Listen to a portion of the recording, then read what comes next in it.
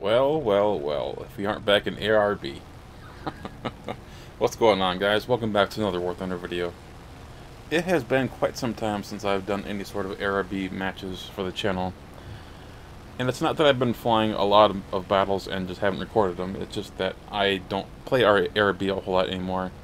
And that's for, well, a lot of reasons, but predominantly it all boils down to one thing, and that being ARB, just for me personally, stopped being fun. So I took a break from it, and I basically had been playing tank RB for the last couple of years.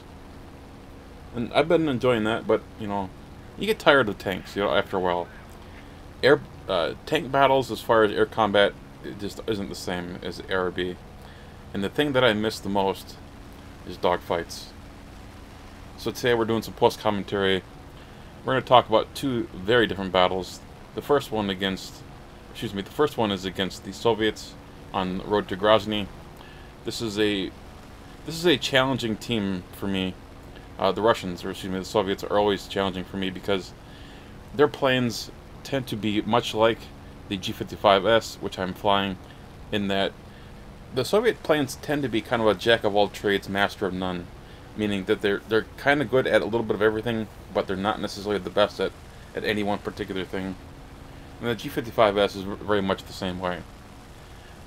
Actually, the plane that I think of the most when I think of the G.55S is the Yak-3P back in the day, as it was just a really, really good all-around plane. So in this first battle, like I said, we're up against the Soviets, and I'm kind of leery about getting into these clouds to my left.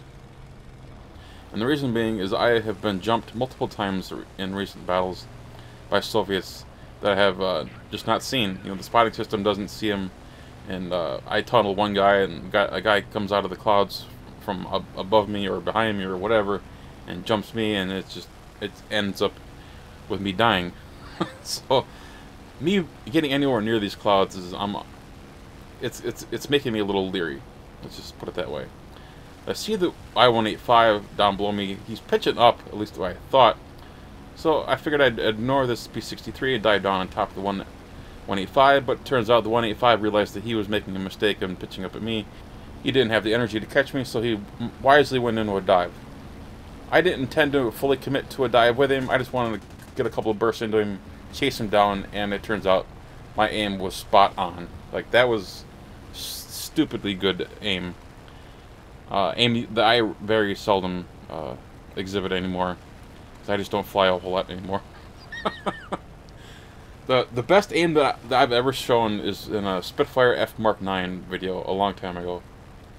I think I got like 7 or 8 kills in that battle. It's just unbelievable match. Generally speaking, my aim is terrible these days, and that's because of just lack of practice. So my team it's got a lot of bombers. Well, it's got more bombers than I would like, and my guys here in the clouds are getting just raffle stomped. I don't want to abandon these guys, but at the same time, I'm not too excited about going head on with these guys either. Commit to him, take him out, and now we look at what else we can do. P-63, we might be able to get into a dogfight with him. He's interested. Get in right behind him. Come on, pull up. No, overcorrected. Funny how you think you got the perfect shot on the guy, and it just, that slight adjustment is just too much or too little. No one diving on me yet, so I just continue my dive after these guys. Always check your 6, because you never know when you're going to get caught from behind by someone who's not detected because of, you know, the spotting system being in the state that it is. And there's a Yak-9 coming in from behind, but now my guys who were in front of me are now to my left, and I'm not loving the situation right now. I want to get this 47 that's in front of me and possibly turn for the other 47 that's to my right, but my aim once again fails me. Just narrowly avoiding collision. Now I didn't intend to pitch up quite as hard as I did, and I ended up bleeding a lot of energy. It just so happens that the entirety of the Soviet team has also decided to completely descend, and now we've got ourselves good old-fashioned arcade-like furball And honestly, these are the kinds of situations I love. I love these crazy dogfights. I miss it. Even when I lose, I love it. I'm just trying to dodge these guys that are behind me, trying to eliminate them one at a time. Oh, I just cannot get my aim on this guy though. Oh, sea of red guys behind me. He's on fire. He goes down. This guy, he's got way too much energy for me to go up at him, the LA7. I have taken a little bit of damage. Yak 9 comes in again. Here I misplay again. I tried to roll, instead I pitched up. So I end up using all of my energy here. I blow it. All in trying to simply roll my plane towards this Yak 9. All I want to do is roll. But I end up pitching up. Do take him out for kill number 6. But then that P-63, that pesky P-63 comes in. And he delivers a really punishing shot. I'm trying to get my nose down, but the control surfaces are just not responding like they would if I were in a plane that was completely healthy. Now I could have taken that shot against the P-63, but I didn't think that I had the shot. I'm down to 41 rounds, and I want to be absolutely certain. But as it turns out, my engine is just toast. That shot from the P-63 just did so much damage that it basically destroyed my engine. I just could not apparently pull up from that tree. I still don't think I actually clipped that tree, but what are you going to do? Last guy is in a bomber. 6 kills. I did about as good as I could at the time. But again, I made some mistakes, and as usual, when you make mistakes, you tend to get punished, and that's exactly what happened. Poorly played that battle, but we're going to try to redeem ourselves in this one against the Allies. This is going to be another fun, exciting dogfighting battle. But first we're going to do some climbing. Got to about 4,700 meters and found ourselves in a nice little grouping of aircraft. Both teams are taking one another out, but we're going to try to get in here and take out one of these guys and possibly turn the tides so that our team has the upper hand. Thereby we can create a snowball effect and basically wipe out the enemy team in just a couple of minutes. And see, people are starting to focus on one another. I focus on the P-63, and again, the MG-151s are remarkably good right now. If you're looking at a plane to take, the G-55 or almost anything with the MG-151s is pretty darn good right now. Focus on the P-51, and again, this is just the MG-151s doing their job. That guy's plane just I mean, where the hell did it go? It just evaporated right in front of us. My God, what kind of wonder weapons have we gotten on this thing? And this is not an isolated incident, believe it or not.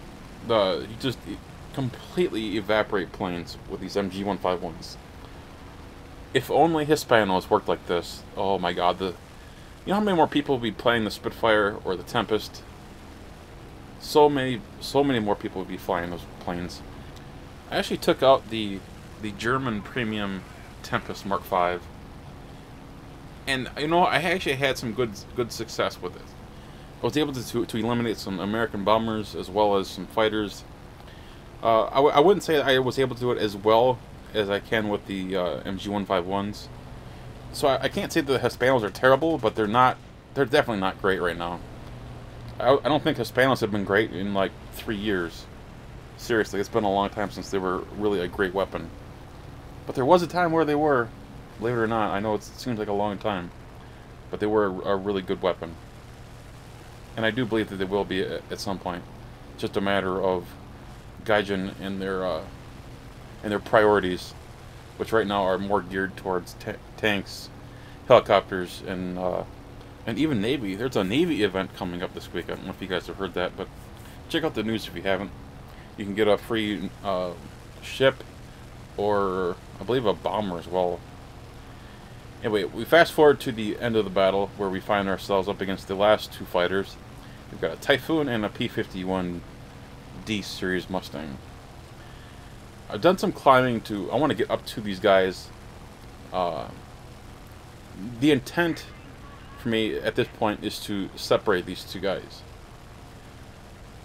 So I'm climbing away, hoping, frankly, to bore one of them. I know that sounds stupid, but it's true. I'm not trying to run to the map border to, you know, prolong the game. I'm just trying to get one of them to chase me, to pursue me. I want to 1v1 one of them. And I don't really have a preference towards either the Mustang or the Typhoon. Either one, it's going to be an interesting battle because, again, I don't have a whole lot of experience these days with fighters. You know, fighting aircraft in Tank RB is not as exciting as it is in ARB, because it's just not interesting to be dogfighting a fully loaded P-47. It's not very sporting. Just one-shot him, and because he can't turn, he's slow, so, you know. So the Mustang appears to still be interested in me, even though he's given up his altitude and he's spraying from 2 kilometers. The Typhoon, meanwhile, has gone into a shallow dive and is gaining a significant amount of ground on me.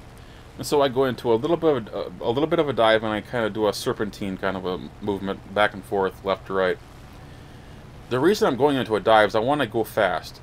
I'm trying to go fast because I know in the past when I've fought Typhoons, you know, this is going back years now, but in the past, Typhoons tend to get really, their control surfaces tend to get really stiff, and they're not able to get guns on target very well if you're trying to maneuver on them. So I'm trying to make his job more difficult, and he's obviously not that interested in me anymore, so he's decided to bugger off, apparently, and possibly go after the Focke-Wulf, which is fine, because I don't really care, again, which one I get. I just want one of these guys in a 1v1. Typhoon does appear to be going for the Focke-Wulf. Focke-Wulf's got to have to dive or go head on one or the other. So, we got the Mustang. Let's see what he can do. Just turn in towards him, try to make it difficult. And he has made his first mistake. He decided to commit. He should at this point just disengage and extend away. But instead, he makes a second mistake, and he continues to turn with me. Use your energy and just run away. Because that happens if you don't. Honestly, you don't have to be in a great plane like a G55 to get absolutely roasted like that. Almost any fighter of this tier can do a similar performance like that, because that P-51 had so much more energy than I did.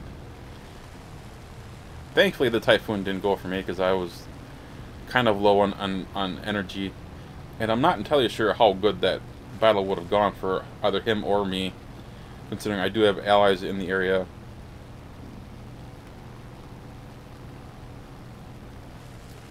So, use this time, use my energy, and just try to climb so that I can get some altitude.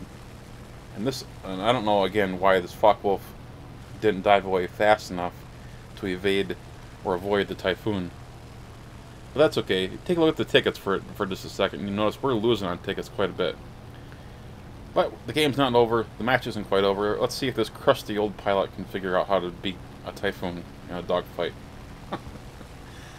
Again, he didn't like my maneuvers at high speeds in my dive, so let's see what he wants to do. He comes back again. Interesting maneuver. Let's see if he wants to commit this time. And he does.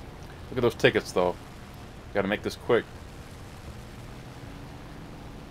Just can't quite get around. Now, what surprises me, again, it's been years since I've fought a Typhoon like this, is how good the Typhoon maneuvers at low speed. You're going to see this guy right here turn so much quicker than I expected that he ends up getting a really nice shot on me. And it does a fair bit of damage, but not nearly as much damage as, say, the MG151s do if you connect with a nice shot. Oh my god. If only the Hispanos had been a little bit better performing. If only he had been using MG151s in his little Typhoon, he would have won that battle, and he probably would have won that match, because if you take a look at the tickets on the top of the screen, probably what, another 30 seconds, maybe a minute, and we would have run out of tickets. All he would have had to do is stay alive for another minute, and they would have won that battle. The MG151s prevail. Gaijin, it's time to buff some of these other guns, though. But that's okay. Tier 7 tanks, that'll fix everything. Anyway, shots fired, I know. 13,000 in vehicle research, not that we need it, but more importantly, we got that 100,000 Silver Lions because, again, premium plane with a premium account equals easy money. I hope you all enjoyed today's video. If you want to see some ARB again, let me know in the comment section below. If you happen to be new to the channel, hit that subscribe button, and we'll see you all next time.